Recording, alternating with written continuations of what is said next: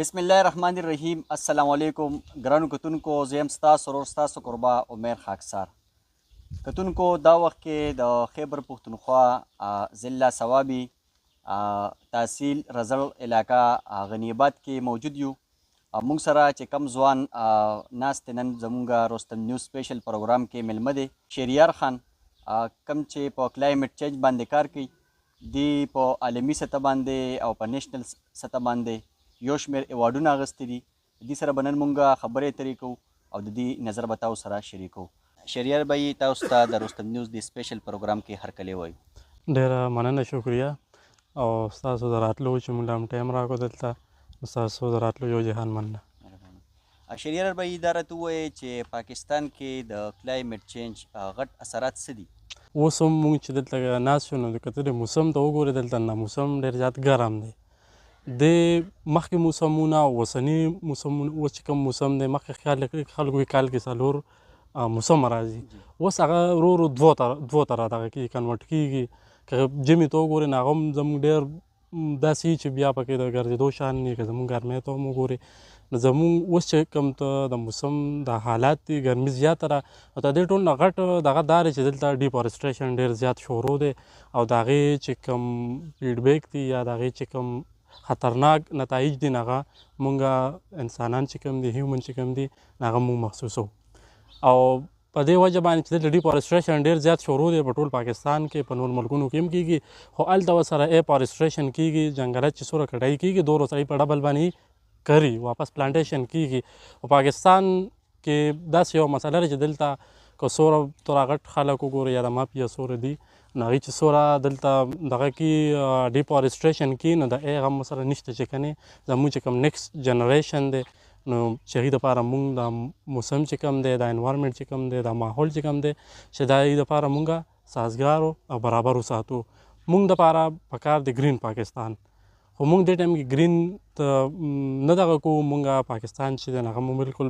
دې ټایم کې د یو اور په شکل کې چې دی، یو ګرمي هم ده او بلیږي هم. نو زموږ څومره د ګورنمنټ دي یا د نور خلک چې دي، نو دوی له پکار دي چې کم از کم داسې یو یو این والے دي یا نور چې کوم داسې غټ ډپارټمنټ والے دي چې هغوی اګریکلچر دلته دی، دلته فارسټري والے دي، دلته کلایمیټ چینج والے دي، دلته نور داسې کم دغه دي چې کم از کم د دې څیزونه یې خیال وساتي. مونږ ګورو ځای په ځای باندې پلانټیشن کېږي، خو چې د څومره ضرورت دی هغه شان نه کېږي دلته. نو موسم چې دی هغه وقتاً په وقتاً باندې ګرمیږي او ډېر زیات دغه پکې راځي. نو ته دې به په راتلونکي ټایمونو کې ویده کېږي چې 2035 پورې که زموږ چې کوم د پلانټیشن دلته ضرورت دی هغه ونه شو، نو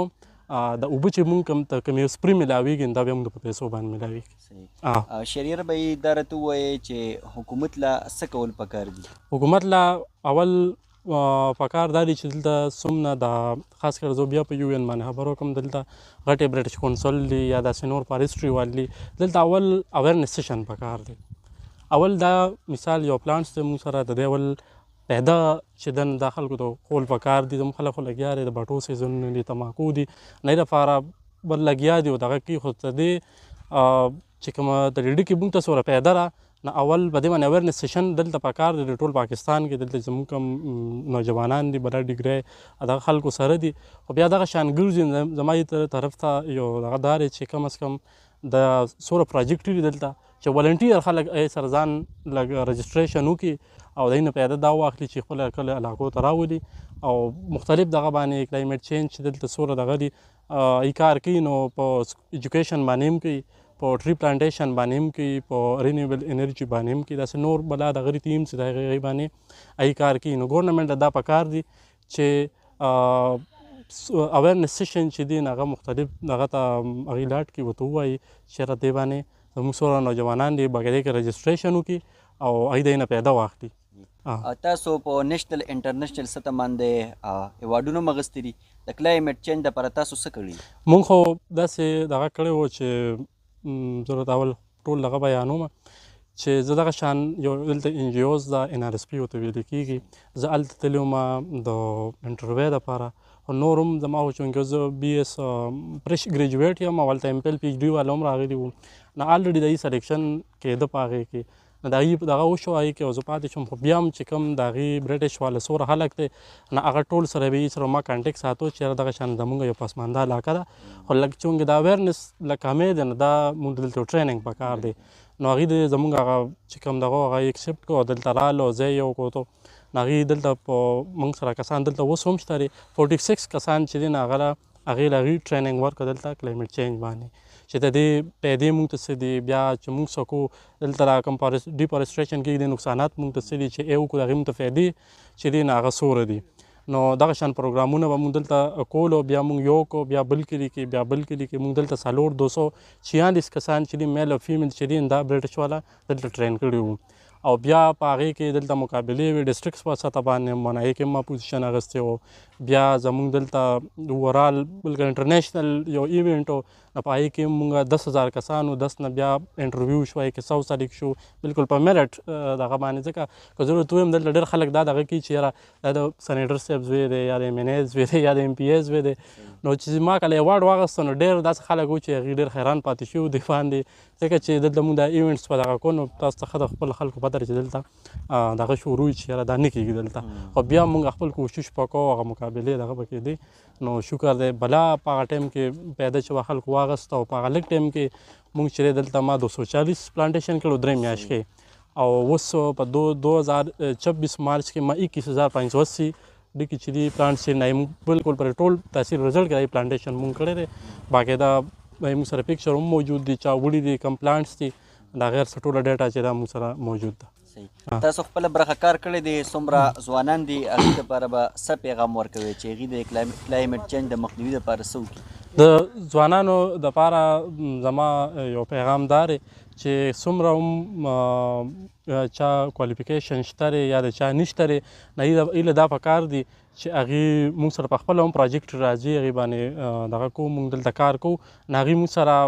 کانټیکټ وکړي رابطې وکړي چې ډېر خلک داسې چې چونکې د دې څیزونو نه خبر نه دي ته پته نشته دی نو هیله پکار دا دی چې دې باندې کار وکړي پلانټیشن باندې صفایي خیال وساتي او نور څه داسې دغه دي چې کوم انوایرمنټ سره ریلیټډ دي چې د هغې خیال وساتي او چې راتلونکي چې کوم ټایم دی چې موږ ته د فایدې میلو شي کلایمیټ چینج باندې تاسو کار کړی دی او ستاسو کار منلی شوی هم دی دغه شیلډونه مخې ته پراته دي د تاسو په نیشنل او انټرنیشنل سطح باندې اخیستي دي د حکومت نه به څه مطالبه کوئ حکومت نه خو زما دا مطالبه ده چې که تاسو اوس د لږ ټایم کې دا یو نیوز چلیږي اظهر میمن که تاسو کتلي نو هغه 2003 کې هغه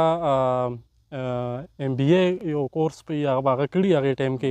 خو هغه سوشل میډیا چې دومره هایلایټس کو چې هغه ته اوس پی ټي او هم کې اتاتار صاحب دی او رانا مشهود صاحب دی هغې روچت کو خو سوشل میډیا ولا ټول دغه کو بیا آفس سره وغوښتو او هغه ته اوس په پی ډي او هم کې چې دی نو هته باقاعده جاب هم میلو شو زما هم دا یو د ګورنمنټ نه د که صوبایي دی که وفاقي دی هغې نه زما دا یو توقع ده چې یاره کم از کم زما چې کوم ایفرټس دي هغه دی وګوریم او کوم ایوارډز دي یا زما څه کوم سرټیفیکیټس دي ما ته میلو شوي دي دلته نو دا دې باقاعده پراپر وګوریم او چیک دیم کې زما نه یو اخر کې یو دا دی چې یاره ما ته په انوایرمنټ باندې دلته یو جاب میلو شي نو چې زه نور هم مخکې لړ شم او زه کار وکړم دې باندې صحیح عام ولس لپاره څه پیغام ورکوي ولس لپاره خو زه دا پیغام ورکوم چې د خپل ماحول خیال وساتئ په مارچ کې یا داسې نور چې کوم دغه نه پای کې د پلانټیشن کم از کم چې موږ یو کس چې دوه ډکې یا لس ډکې هم په موسم باندې کارو ته دې به موږ ته یو ښه ګډ ایفرټس میلو شي نو زما خپل یو دغه دا ولس ته چې د ماحول خیال هم ساتل پکار دي او چې کوم ډیفارسټریشن کېږي هم ضروري دی چې زموږ ماحول چې دا واپس هغه طرف ته لړ شي چې ماحول د سازګار شي ډیره مننه شهریار خان ګرانو کتونکو دا و د ضلع صوابۍ تحصیل رزړ غنیبات سره تعلق لرونکي شهریار خان چې تاسو د دې خبرې ترې واورېدې دي چې کلایمیټ چینج باندې څومره خلې ځلې کړي دي د هغې کار چې کوم دی ستایلی شوی هم دی په نیشنل انټرنیشنل سطح باندې ځوانانو دپاره دغه پیغام ورکوو چې تاسو ډېر نه ډېر شجرکاري وکړئ د موسمي بدلون چې کم خراب اثرات دي په موږ باندې په علاقه باندې په ملک باندې چې دغه ختم شي